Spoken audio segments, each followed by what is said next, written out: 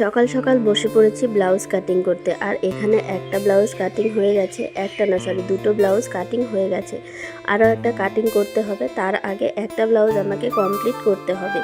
তো blouse cutting তো এদিকে হয়ে গেল, আর এইদিকে দেখো কীরকম বৃষ্টি শুরু হয়েছে। আকাশটা কদিন ধরে এতটা বাজে যাচ্ছে কি বলবো।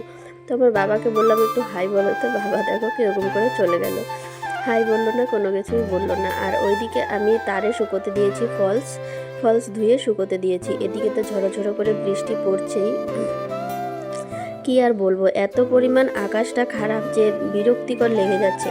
তো এই দুদিন আমি কোনো ভিডিও করতে পারিনি, তোমাদের সঙ্গে শেয়ার করতে পারিনি। তার কারণ হচ্ছে তোমরা সবাই জানো আমার দিদা এসেছিল, আর আমি কিন্তু দিদাকে দিতে গিয়েছিলাম ঘোকসাডাঙ্গা আমার মামা বাড়িতে। তো ঘোকসাডাঙ্গা হচ্ছে কোচবিহার ডিস্ট্রিক্টে, তোমরা যারা চেনো তারা অবশ্যই কমেন্টে জানিও। তো দিদাকে দিতে গিয়েছিলাম গত পরশুদিন বিকেলবেলা, আর পরশুদিন বিকেল পর্যন্ত কিন্তু আমি ব্লাউজ কমপ্লিট করেছি। যেহেতু বিয়েবাড়ির অর্ডার ছিল আমার, তো ব্লাউজ কমপ্লিট করে আমাকে বুঝিয়ে দিয়ে তারপর যেতে হবে। তো পরশুদিন বিকেল পর্যন্ত ব্লাউজ বানাতে বানাতে আমার তোমাদের সঙ্গে কোনো রকম ভিডিও শেয়ার করা হয়নি, তোমাদের সাথে মানে লাইফস্টাইলে যেটা থাকে সেটা শেয়ার করা হয়নি। তো বিকেলবেলা যেহেতু দিদাকে নিয়ে গেলাম, যেতে যেতেই প্রায় সন্ধ্যা হয়ে গেছিলো মামা বাড়িতে। আর পরদিন বেরিয়েছিলাম দুপুর নাগাদ বেরিয়ে বাড়িতে এসে আরও একটা ব্লাউজ কমপ্লিট করেছি। তো সেই কারণে কিন্তু পরদিনও কোনো আমার ভিডিও শ্যুট করা হয়নি। মিনিমাম ছোট ছোট মানে শর্ট ভিডিও একটুখানি শেয়ার করেছিলাম। ওই যা মামা বাড়িতে আমি নেক্সট টাইম আবার যাব, তখন তোমাদের সঙ্গে আমার মামা বাড়িটা আমি ঘুরিয়ে দেখাবো। আমার মামা বাড়িটা কীরকম, কতটা সুন্দর, বা মামা বাড়িতে কে কে আছে সবটাই আমি তোমাদেরকে দেখাবো। তো আজ এই হচ্ছে আমি সকালবেলা এখন বিছানা বিছানাপত্র তুলছি আর মায়ের সঙ্গে গল্প করছি। কাল তো বিকেলবেলা এলাম, যেহেতু দুদিন ধরে গাড়ির চলাফেরা চলছে, শরীরটাও একটু দুর্বল লাগছে। তো গুড মর্নিং সবাইকে, অ্যান্ড ওয়েলকাম ব্যাক টু মৌসুমি লাইফস্টাইলের নতুন আরেকটি ভিডিওতে তোমাদের সকলকে স্বাগত জানাই। ভিডিওটি দেখতে দেখতে যদি ভালো লেগে থাকে তাহলে অবশ্যই চ্যানেলটা সাবস্ক্রাইব করে দিও, আর লাইক কমেন্ট শেয়ার করে তোমরা সবাই পাশে থেকো। তো বিছানা তুলে একটা যে লাস্ট ব্লাউজটা রয়েছে সেটা আমি নিয়ে বসেছি কমপ্লিট করতে। ফার্স্ট পার্টটা হয়ে গেছে, আর এটা হচ্ছে ব্যাক পার্টটা।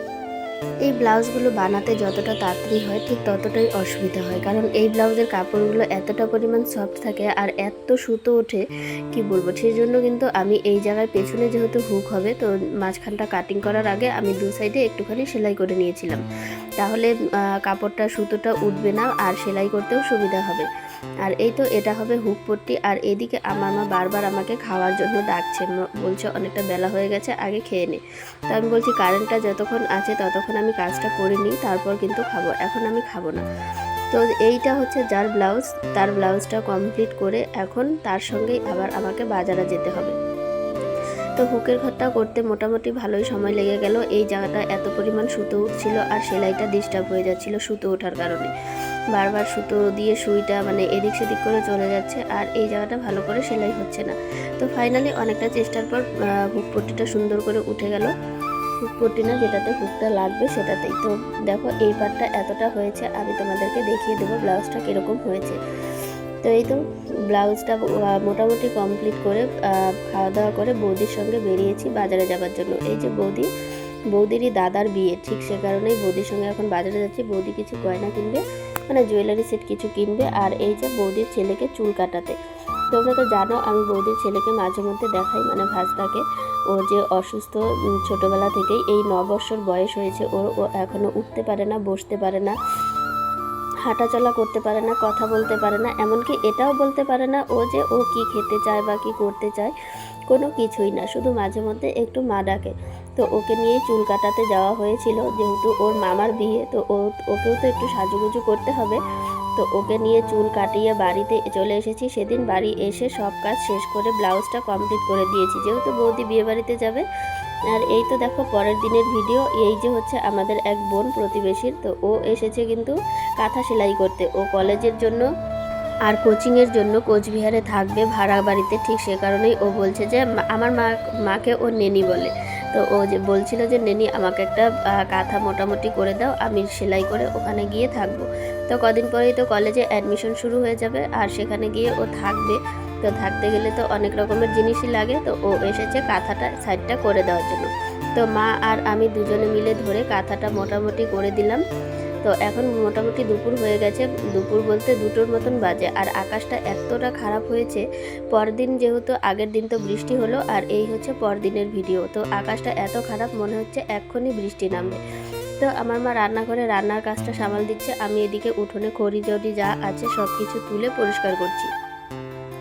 তো এই খড়ি তুলে এখন তারপর উঠোনটা ঝাড় দিব, যতটুকু দেওয়া যায়। খড়ি তুলতে তুলতেই 1-2 ফোঁটা করে বৃষ্টি পড়ে যাচ্ছে। তো খড়ি তোলা শেষ হলে বাসন রয়েছে কলপারে, সেগুলো সব ধুয়ে পরিষ্কার করতে হবে। তো দেখো খড়ি তোলা শেষ হয়ে গেল, আর বৃষ্টির কারণে ঘর বাড়ির যা অবস্থা সেটা তো বলারই মতন নয়, এত একটা বাজে অবস্থা। দেখতে এত বিচ্ছিরি লাগছে ঘর বাড়ি, মানে শীতকালে যত সুন্দর লাগে বৃষ্টির দিনে ততটাই বাজে লাগে দেখতে। তো কলপারের বাসন ছিল, সেগুলো মেজে মাকে দিয়ে এসে এখনও বৃষ্টিটা মানে সেভাবে আসেনি, টিপ টিপ করে পড়ছে 2-1 ফোঁটা করে। আর আমি এসেছি সেলাইয়ের ঘরটা পরিষ্কার করতে। আজকেও আমার হালকা সেলাই ছিল সকালবেলা, সেটা আমি করেছি। করে নিয়ে এখন সব টুকরো কাপড় এইগুলো যা আছে এক্সট্রা করে ফেলবো, আর না হলে ওইদিকে নিয়ে পুড়িয়ে দেবো এগুলো, কারণ এইগুলো জমা হয়ে থাকলেই মাটিতে প্লাস্টিকের মতন হয়ে থাকে, পচেও না, কোনো কিছুই না, মানে সুতোটা এরকমভাবে থাকে প্লাস্টিকের মতো, সেজন্য কোনো গাছগাছালি হতে পারে না। সেজন্য কিন্তু আমি হয়তো পুড়িয়ে দেবো, দেখি কি করি, এখনও কোনো ঠিক নেই। আগে ঘরটা ঝাড়ু দিয়ে পরিষ্কার করি, যেহেতু এত পরিমাণ জমেছে টুকরো কাপড়। তো মোটামুটি আমি 3 থেকে 4টে ব্লাউজ কমপ্লিট করলাম, আর তার জন্য আমার সময়ও লেগেছে। সময়টা হয়তো লাগতো না যদি না আমাকে হঠাৎ করে মামাবাড়ি যেতে হতো দিদাকে দিয়ে আসার জন্য। তো সেলাই করতে করতে স্কেলটা পেছন দিকে পড়ে গিয়েছিল, সেটা আর তোলা হয়নি, এভাবেই রয়েছে। আর এইদিকে দেখো কত কিছু, এখনও কিন্তু আমার একটা শাড়িতে ফলস লাগানো বাকি রয়েছে। একটা শাড়ি ফলস লাগিয়ে দিয়েছি, সেটা বৌদি নিয়ে বাপের বাড়িতে চলে গেছে আজকে। বৌদি তো আজকে চলে গেল, আরও একটা বৌদির রয়েছে শাড়িতে ফলস লাগানো, ব্লাউজটা মোটামুটি কমপ্লিট হয়ে গেছে, আর হালকা একটু কাজ আছে, সেটা হলেই হয়ে যাবে, মানে হাতের কাজটা বাকি রয়েছে। তো ওই দিকটা সবটা পরিষ্কার করে নিয়েছি টুকরো কাপড়গুলো, আর এখন রয়েছে এই দিকটা ঝাড়ু দিলেই এখন সব পরিষ্কার হয়ে যাবে, তারপর কিন্তু আমি স্নান টান করতে পারবো। তো এই যে এখন ঝাড়ু টাড়ু দিচ্ছি, তো এখন বলতে হয় কথাটা, মানে এতক্ষণ তো জানতাম না।